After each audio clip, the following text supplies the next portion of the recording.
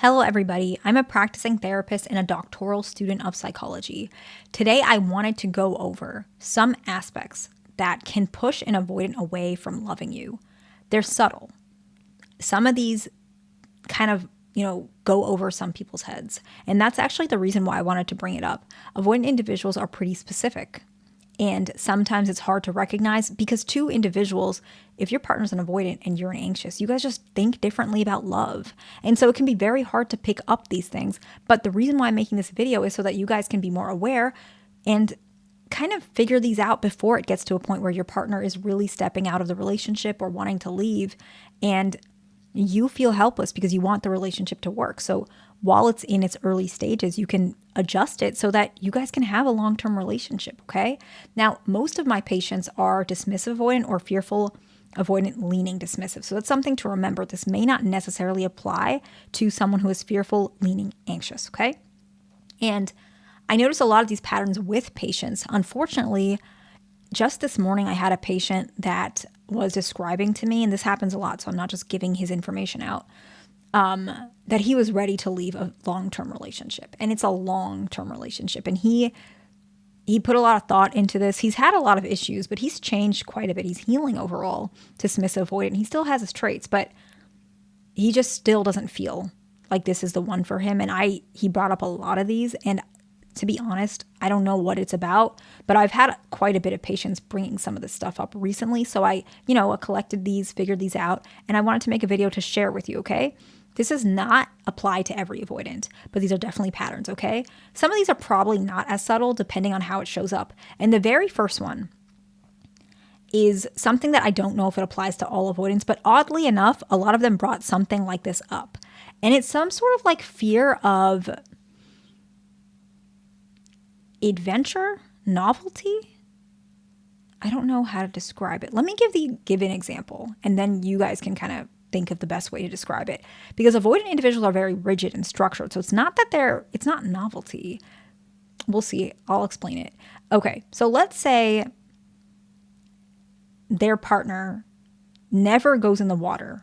Like when you guys go to the beach, they never, ever go in the water. They don't put their foot in the water. They just are so afraid of it. And what ends up happening is maybe you guys have children and they make maybe in the avoidance mind, a big deal about the kids not going in the water. Maybe there's adding like a fear factor involved. No, like you might drown. I don't know how to swim. I'm too afraid, whatever it is. And they add that fear. And so they bring a lot of fear in adventure and fear in trying something new. And it's pretty prominent. And the reason why avoidant individuals don't necessarily like this, the fear of trying something new, I guess, to a prominent degree, is because it makes them feel like you're not confident. Like there's a lack of confidence. And sometimes it might even come across as you listen to other people. I'm trying to get these words out because I don't know how to string it together, even though I know what it is. It's like, because I want it to translate well to you guys. I'm just lost for words. It's like by you or a person being afraid of, let's say, going in the water, it makes them feel that you're risk adverse. And so it makes them feel like you're not resilient. And in their mind, they think you're not going to be resilient for some of the issues in the relationship. And I know this is going to sound strange, but it's almost like you're going to stay one direction always. And that means your expectations for them are probably never going to adjust either. So in their mind, they're thinking, okay, you are not willing to be flexible about like going in the water, even putting your foot in the water. So are you going to be flexible when I can't give you what you want right away? Their mind is thinking, no, you're not going to be flexible. So I guess better would be like inflexible. I don't know how to label this one, but there you go. I hope that makes some sense.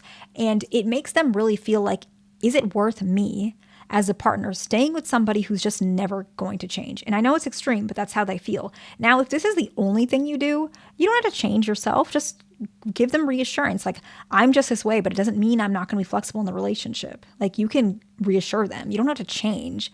Just find a way to reassure so they don't have these negative thoughts flooding in their mind, okay? The next one is similar. This is actually where the fear comes from. You're stuck on the perspective of love, right? So this one is the same fear, right? If you have this deep perspective of love and it's not flexible at all, there's no room for change or adjusting how you perceive love, their way of how they see love will never, the only choice they have is to just roll over. That's how they think, right? And so let's say you think love means buying an expensive diamond ring. That might not be what they think love. Maybe they think love is saving up money to buy a house. But you might think a ring and a wedding, which, by the way, whatever works for you guys. But this conflict will make them feel like, okay, instead of the down payment I'm saving for us to have a house, I have to buy a ring and pay for a wedding. And then they just gave up their side. Better to compromise. Maybe small wedding, small ring, and maybe a lower percentage of down payment, or buying a house later, right? There's a way to compromise. But if they feel like your perspective of love is so unwavering, it needs to be this certain way. Love has to be X, Y, and Z. And they feel like they cannot match that all the time. They will feel like this is going to be hopeless because I can't be with someone who will not adjust their perspective of love, because I know that I cannot give everything. Like, I am not, love is something that avoidants are still working through themselves. And so you're going to watch them fail a lot. And if you can't handle that, they may feel like maybe I shouldn't be here. Like, I don't want to hurt this person, right? The next one is nagging continuously. Genuinely, a lot of y'all know that most people don't like this in general. This is not just for avoidance, but nagging continuously in any sort of way. But avoidants are more particular with what nagging looks like. And so let me explain my perception so that you guys can figure out, okay, am I nagging, or am I just saying it, or am I just not getting my needs met? Whatever it is. Because a lot of y'all brought up in the comments, I repeat things because I don't feel like my partner is listening. And that's valid, right? But when I mean nagging continuously, it's almost like you're continuously bringing something up without noticing the subtle progress the partner has made. It even can be the dishes. I know it's annoying that they're in the sink for like 3 days. Hey, I'm not judging. You do what you want to do. That's just not my style. But if your partner leaves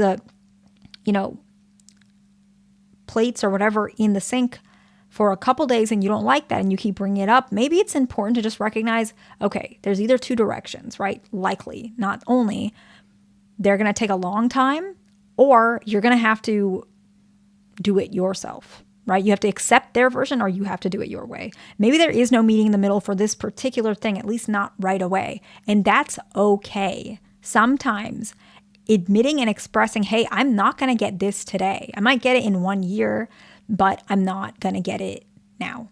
And that is the way it is. You are with an avoidant person. Sometimes individuals do this where they want their partner to be secure today. No, they're not going to. A lot of avoidant individuals do not like being told what to do. Actually, I would say that's one of the biggest reasons avoidants struggle with healing. And I will make a video on that as well, but I haven't made a video about how to heal dismissive avoidance, particularly because it's very personal to me as well. And so it's just something that maybe I'm not ready to share yet, but I will. But nagging continuously, right? It makes them first feel like you're not looking at their progress. Second is you only want it a certain way. And third, what if they don't do what you want? Are you going to leave? Like that's their thoughts, right? And so the way to think about it, if you are struggling with this one, step back for a moment and say, is this worth the fight? If it is, reevaluate. Have another way. Wait a little bit. It could also be, is it worth the fight now? Can I bring this up later? Maybe in a month, maybe in a year, whatever, depending on, the level of what it is. If me and my partner are closer, will this be better for us? That's up to you to decide. But that's why it's really important to recognize, especially for anxious, preoccupied individuals, you guys are very hyper-focused on your needs getting met now. And sometimes those wounds of you not getting your needs met is because your parents didn't meet your needs. And so you're putting that onto your partner without realizing it. And so those expectations are coming from a wound. I am not saying that avoidants are perfect and they meet your needs. No, avoidants are difficult. I know that. Avoidants know they're difficult, right? And a lot of avoidants will say, like, I'm so difficult, don't be with me. But that's a cop-out. Like, people got to figure this out together, right? If you guys want to make it work, You want to love each other. Compromise is important, but that also means you, right? Nagging, sometimes you might have to compromise some of the things that you want. Not right, like you'll get it someday, hopefully, and maybe soon, but maybe not right away. I hope that makes sense. The next one is pressuring an avoidant to be more social than they're ready for, okay? This one is subtle because people don't recognize they do this, and some avoidants are social, but sometimes they just don't want to, right? It's nothing to do with you. Maybe they don't want to wear that uncomfortable dress, or maybe they don't want to talk to your friend because they don't know them and they'd rather watch TV or they'd rather read a book, right? Or just in general, you need socialization more often. But sometimes what happens with an anxious preoccupied or a fearful leaning anxious, you guys feel more comfortable socializing with your partner there. And so they feel like you don't want to socialize alone. And so that's why they're there. And sometimes that just makes them feel uncomfortable because they feel like sometimes resentment can build because they can feel like for you, if you just do this by yourself, you can come back, bring that conversation to me, you will be more confident. And then I can have time to, cook a very special dinner for myself. Like it'll give us alone time. And so they might just want that for your own health and safety. And they may feel like you're not taking care of yourself if you always need them around. That's not always a reason. Sometimes people want their partner to show up to events because that's kind of in America, that's the norm, right? You go to a wedding, typically it's with your partner, right? After a while, you start going to holidays with them. It's the norm, but avoidants don't always fit that norm. And so it's important to recognize what are you willing to let go of? What are you willing to adjust? What is your partner willing to adjust? And how can you guys meet in the middle so that this is not an ongoing fight, all right? The next one is discrediting their romantic efforts. If an avoidant is trying and they send you a heart emoji and that's not really their thing, every now and again say, I appreciate your efforts and I feel really loved by you. I know it's a little thing, but a lot of individuals are afraid to give credit where credit is due in small ways because they're afraid that either they feel like they're just, accepting scraps and their partner is never going to give any more, or they feel like if I give my partner credit, they're never going to try any harder. And a lot of times that's not true. It might be, but you're never going to know until you credit your partner what's going to come out of it, if that makes sense. The next one is comparing them to other people. A lot of people don't like being compared to, but especially avoidants, comparing is just not something that's healthy. And they feel if you're comparing, the reason why this also may push them away is because they may say something like, okay, then why are you with me? Just go with them. Like it's not going to make them chase you or want to be with you. It's going to make them feel like, you're trying to put me in a corner. You're not satisfied with me. What's the point in staying? Like I can't make you happy. Right? And sometimes it's genuine that they feel bad that they can't make you happy. And so that's something to recognize. The last one, which happens without realizing it, okay? And it's discrediting their job. Sometimes people do this because they care. Maybe this person, maybe the avoidant is a cop and you are worried for their safety, right? You're doing so much for our town. You're working all these long hours and you barely get paid anything. Why do you like your job? Like, I want you to leave. I want you to do something else. Or like, when are you going to get, promoted to whatever it is? Like or maybe they're telling you to go like the investigator route, I don't know how your town is, but like whatever the direction is, right? And they're feeling like you just said a lot of negative things. You're saying it because I'm worried. I'm trying to protect you. I want you to be safe. I'm scared of what's going to happen. But they're hearing they can't open up to you about their job.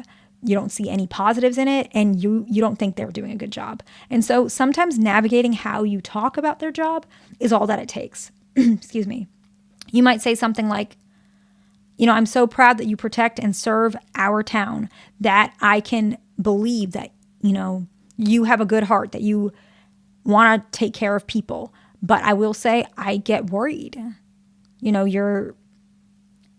You deal with a lot of stuff. And if you ever want to open up to me, let me know. I support your decision, but I also, sometimes wonder if this job is right for you. And I'm just saying that from my perspective, but I will always support your decision unless I say otherwise. But I'm telling you, I do support you as a cop, but I just want to make sure you're okay. Something along those lines. Make it as clean or as whatever version you need it. I know mine was a little bit rough. I'm just saying it off the top of my head, but Whatever works for you and your partner, it's really important to recognize that people can push each other away without meaning to. And it's not the partner's fault they're being pushed away. And it's also not your fault as the avoidance partner that you're doing it. It's communication. One of the most important concepts about relationships, I think people don't recognize. They think communication is just verbal talk. Communication in so many ways. Understanding your partner, knowing when to acknowledge your own faults, knowing when to back up from something. These types of things you learn as you go. So do not be hard on yourself if you do some of these things. It's okay. You're going to figure it out. And that's what I want for you. Please like, subscribe, and I'll see you in the next one.